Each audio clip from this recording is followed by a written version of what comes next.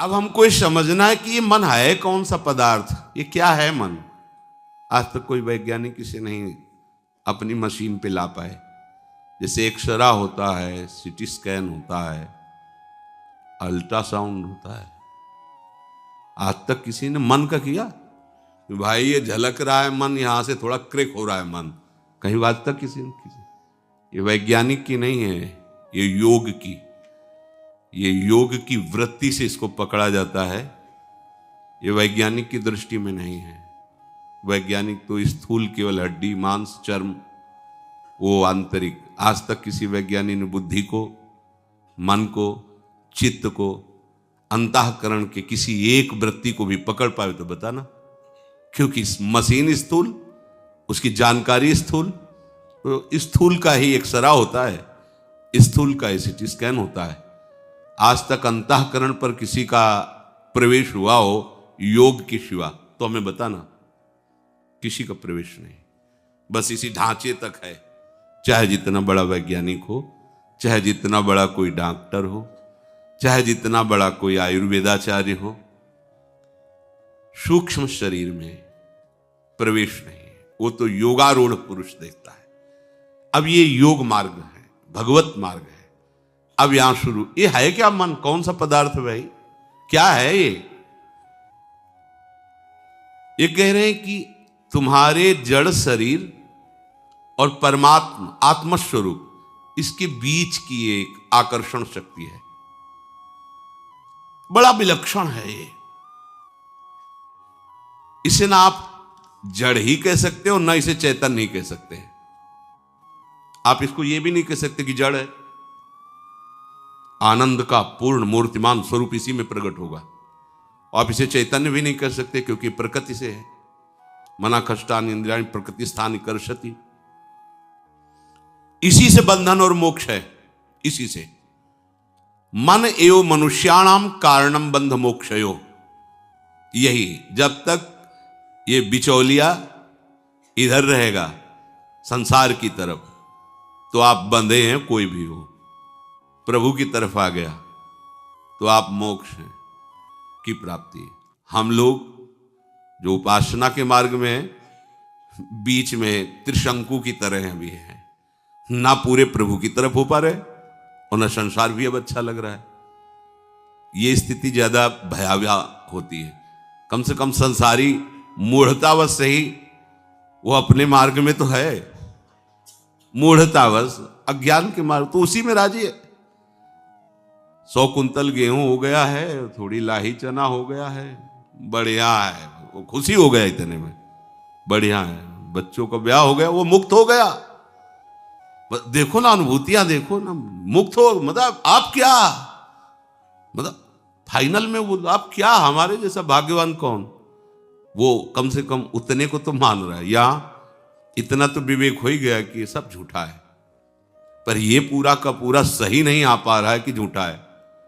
उधर रुचि भी नहीं हो रही, आकर्षण भी है, और जिधर हमारी सत्यता का भाव आ गया उधर पूरे उत्साह से हम चल नहीं। तो बीच में जो दशा है, ये बड़ी भयावह दशा होती है। इसे पार करना चाहिए। बहुत तीव्रता से इस मार्ग काटो, नहीं तो अरज जाना होता है। मन एवं मनुष्याणाम कारणम बंध मोक्ष, ये बीच की वस्तु है। चैतन्य घन आत्म स्वरूप का इस पर प्रकाश पड़ रहा है, इधर प्रकृतिजन्य आकर्षण इस पर पड़ रहा है, मन पर दोनों। इसे ना आप जड़ कह सकते हैं, ना आप इसे चैतन्य कह सकते हैं। एक विलक्षण वस्तु है मन।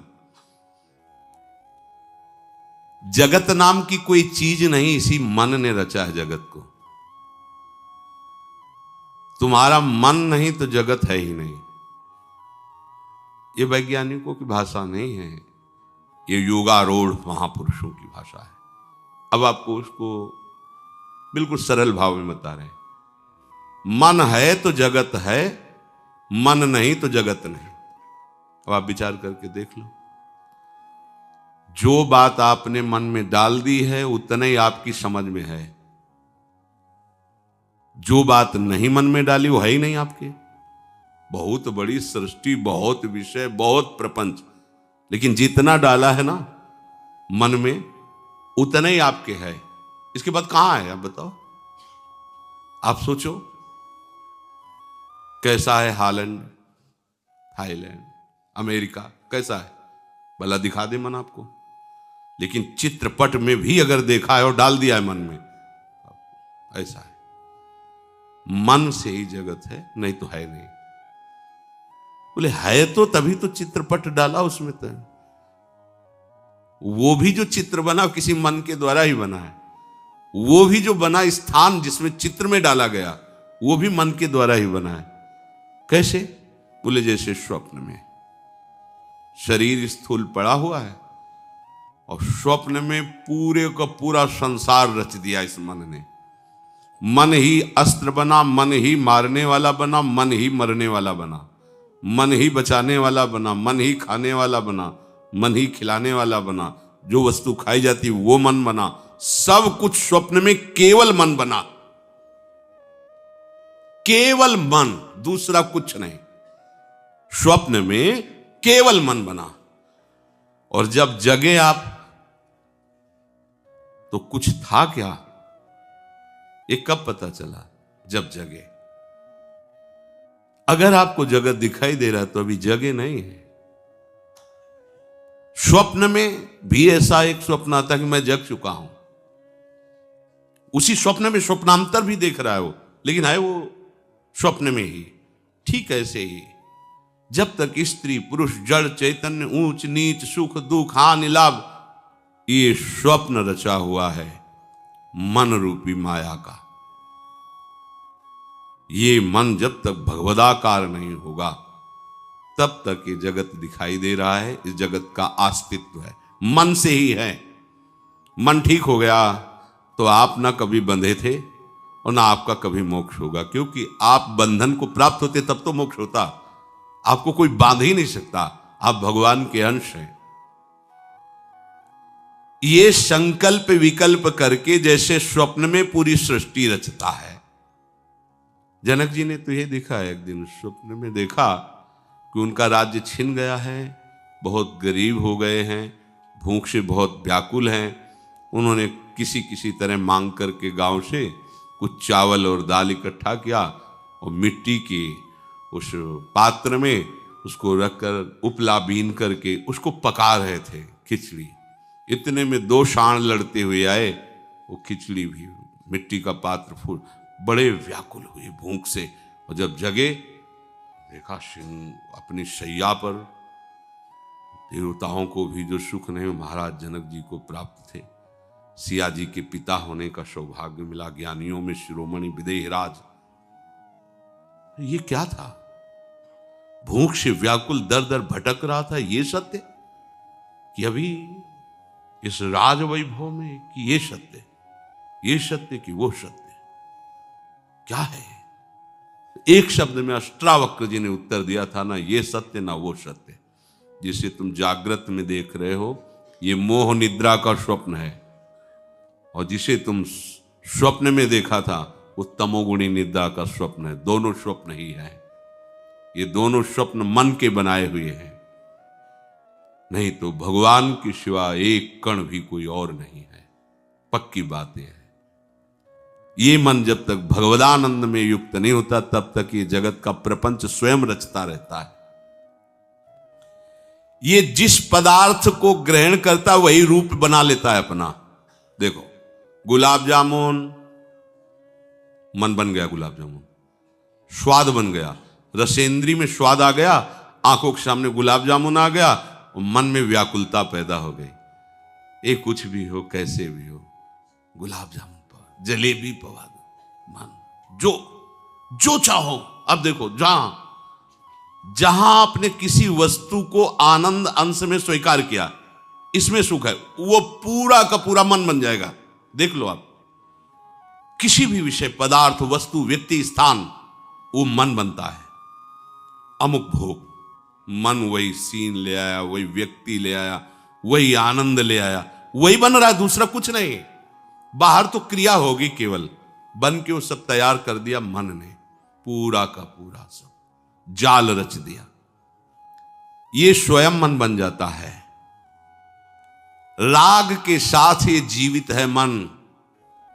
और जब तक जीवित है तब तक ये प्रभु के लायक नहीं है। मरना पड़ेगा इस मन को। इसका मरना राग रहित हो जाना। राग से ये चलता है मन, राग से ही ये संसार को रचे हुए। राग नष्ट हो अर्थात वैराग्यवान जब अनुराग रस को प्राप्त होता है तो ये मन नहीं रहता, ये भगवान बन जाता है, ये भगवत स्वरूप है। इसीलिए इसे केवल जड़ भी नहीं कह सकते और चैतन्य भी नहीं कह सकते। जड़ की तरफ आकर्षित है तो जड़वत चेष्टा करता है, और चैतन्य की तरफ आकर्षित हो जाए तो भगवत स्वरूप मन है।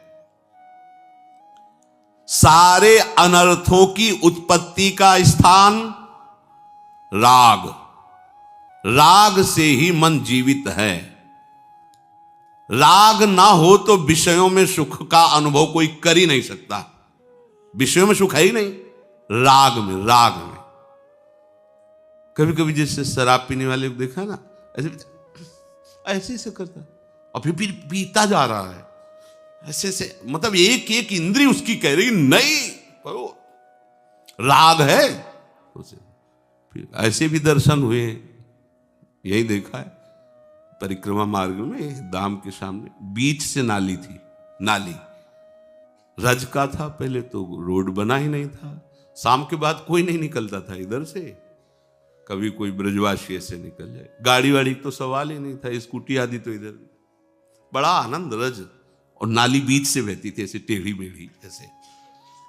हमने देखा कि एक आदमी जो है जैसे कोई बैतरणी पार कर रहा हो तो किनारे खड़े विचार करता है। रात्रि थी, 8-9 बजे, वो कदम बढ़ाता है फिर लौट जाता है, ऐसे करता। नाली है, मतलब जरा सी नाली थी ऐसे ऐसे पतली, ऐसे मतलब 10-5 मिनट तो विचार मग्न रहा कि जैसे किस उपाय से दरिया पार की जाए। जैसे आप सच्ची वाली पैर उठाया उसी नाली में गिर गए, मतलब नाली नहीं पार कर पाया। और जब अब ये हुआ कि अब मर न जाए नाली, तो उसको बदबू आ रही थी, जब उठाया ऐसे उसकी, मतलब राष्ट्रपति भी ऐसे बोलने में हिचकेगा, अहम की धरा चरम सीमा की। उसको लग रहा है आनंद में निमग्न, नाली में पड़ा है आनंद में नहीं। देखो क्या हुआ, राग मान लिया उसमें आनंद। कैसी दूसरे लोग देख करके उपहास करते हैं, घृणा बुद्धि करते, लेकिन वो दूसरे दिन फिर उसे पैसा लगा के पिएगा। ये सारा का सारा अनर्थ राग में छुपा है, और ये राग कहां है? मन में है। अगर मन वैरागी हो जाए, अभी परमानंद की अनुभूति हो जाए। ये जिस विषय में दुख देख लेगा उसे भूल कर नहीं करेगा, पर राग छुपा होने के कारण बातों से भले कहे। जैसे अब उसी का लड़का अगर कहीं ठेके पे खड़ा दिखाई दे, यद्यपि वो शराबी है, पर उसको चुभेगा, वो कहेगा बेटा तुम मत पियो, बिल्कुल बेकार है, देखो हम बर्बाद हो चुके हैं। ज्ञान है उसको, तुम मत, देखो हमारी बात मान लो, आज क्यों दिखाई दे, कभी मत यहां दिखाए, ये बहुत गलत है। पर वो खरीद के पिएगा, फिर दुर्दशा को प्राप्त होगा। इसे दुख नहीं कहते, इसे दोष दर्शन। जिस दिन दोष दर्शन हो, दोष दर्शन कब होता है?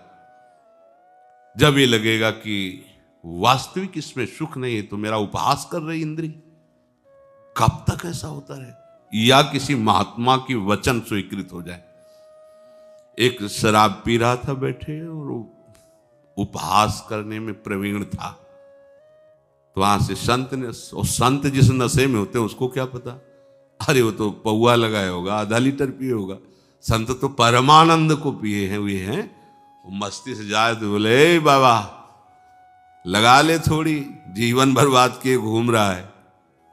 तो नजदीक आए और ऐसे बोले बेटा, ओहो तुम्हारे भाग्य को मैं पढ़ के देख रहा हूं, तुम तो 7 दिन में मर जाओगे। गिलास रख दिया। वो संत हैं, उनका नशा अलग नशा है।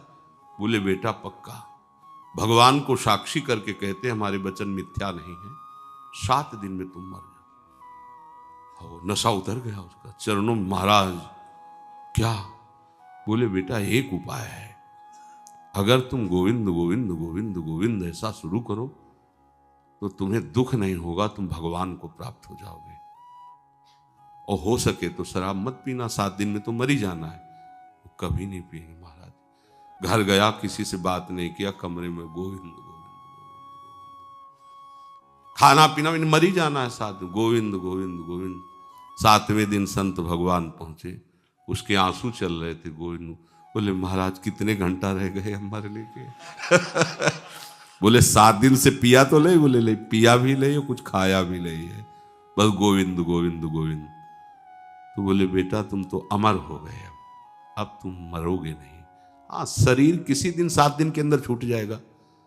रविवार से रविवार तक 7 दिन ही होते, इन्हीं में किसी में मरोगे। अब तुम अमर हो गए। हमसे कह रहे थे थोड़ी लगा लो ना, तो हमने थोड़ी अपनी लगा दी, आपके ऊपर चढ़ गया ना साहब। रात दिन जपो गोविंद गोविंद, गलती मत करना। या तो मृत्यु जनित दुख का आभास हो जाए तो हर चीज आप छोड़ सकते हैं। परिवार, मकान, दुकान सब छोड़ना बड़ा कठिन। वो अभी पता चल जाए कि अगर तुम शाम तक गायब नहीं हो गए तो सरकारी हिसाब से तुम फांसी में चढ़ा दिए जाओगे। तो वो पूरा जीवन किसी गुफा में काटना मंजूर करेगा, लेकिन फंसना मंजूर। सबसे वैराग्य उसको हो जाएगा, या तो भय और या अत्यंत राग। कोई मिल जाए मुस्कुरा के तो पूरा परिवार छोड़ देगा, संपत्ति छोड़ देगा, कुल छोड़ देगा, धर्म छोड़ देगा। 2 चीजें हैं, या तो राग और या तो भय। राग से राग कटता है और भय से भी राग का त्याग हो जाता है। तो या तो तुम्हें काल का भय, मृत्यु का भय, दुख का भय सतावे तो प्रभु की शरण में आओ। जो शभीता आवा शरणाई तो रखी हो ताई प्राण की नाई। या तो सत्संग सुनकर भयभीत कर लो अपने मन को और प्रभु की तरफ ले चलो, और या फिर इसे राग से लाओ। जितने सुंदरताएं हैं वो सब हमारे प्रभु में है। सुंदरता के समुद्र, करुणा के समुद्र। कैसे? वैदग्ध सिंधुर अनुराग रसैक सिंधुर, वात्सल्य सिंधु रति सांद कृपैक सिंधु, लावण्य सिंधु रमत छवि रूप सिंधु, श्री राधिका स्फुरत में हृदय के समुद्र है हमारी प्यारी जो प्यारे जो। ऐसा अंदर भाव करो और मन को समझाओ उनके नाम के प्रति, उनके रूप के प्रति। यदि इसे कहीं जब इधर लगता है तो उसे राग कहते हैं, इधर कहते हैं तो अनुराग, प्रभु की तरफ अनुराग। या तो इधर इसका राग शुरू हो जाए या भय हो जाए। ये 2 ही पद्धति से हटाया जा सकता है, तीसरी पद्धति नहीं हटाने की। या तो भयभीत हो जाए, ये कुछ ऐसा कोई विश्वसनीय आदमी से भय से मिले तो ये संभल सकता है, बड़ा चतुर है। अगर सत्संग में थोड़ा भय लगा कि हम गलत हैं तो माया 12 से पार्षद भेज देती कि पूरे सत्संग पर पोछा लगाए। बाबा जी लोग हैं तो बोलेंगे इसे, मौज लो यार, एक घूंट लो तुम्हें हमारी कसम। अरे तुम मर जा, हम नहीं पिएंगे। कसम। ना संत की मानना, ना बड़ों की मानना, ना गुरु की मानना। तो मन कैसे भयभीत हो? किसी को एक पर विश्वास हो जाए। ये मन जब तक संसार में किसी को सुंदर मानेगा, किसी को सुखद मानेगा, तब तक ये प्रभु में नहीं लगेगा। किसी को भी ये सुंदर मानेगा, सुखद मानेगा, तब तक ये प्रभु में नहीं लगता। लगाने की कोशिश करो, देखो वहीं जाएगा जहां आपने सुखद माना है, सुंदर माना है। कुछ ऐसा हो जाए कि उसमें दोष दर्शन होने लगे तो बच जाओ। शास्त्र स्वाध्याय से, सत्संग से, भगवान नाम जप से ये बात होती है, दिखाई देने लगता है। आप नाम जप करते हुए किसी भी विषय का सेवन तो आप देखोगे उसमें सुख नहीं है, स्वाद नहीं। तभी आप उसका स्वाद सुख ले सकते हैं जब प्रभु का विस्मरण होगा। प्रभु के विस्मरण स्थिति में ही विषय में तुम्हें आनंद भासेगा, नहीं तो नाम का प्रकाश जब रहेगा विषय में सुख है ही नहीं। किसी विषय में कहां सुख है? विचार करके देख लो। ये मन लगाओगे भी तो विषय में नहीं लगेगा। यदि से दोष दर्शन हो गया तो, असलियत पता चल जाए, फिर ये नहीं लगेगा, फिर तो नहीं लगेगा। अगर कभी किसी संयोग वशात जाएगा भी तो तत्काल वापस आ जाएगा और घृणा बुद्धि हो जाएगी। नहीं नहीं नहीं। इसलिए संसार के जो ब्रह्मा के रचे हुए पदार्थ हैं, चाहे लौकिक हो चाहे पारलौकिक, इनमें सुख नहीं है, दुख है, दोषों से भरे हुए हैं।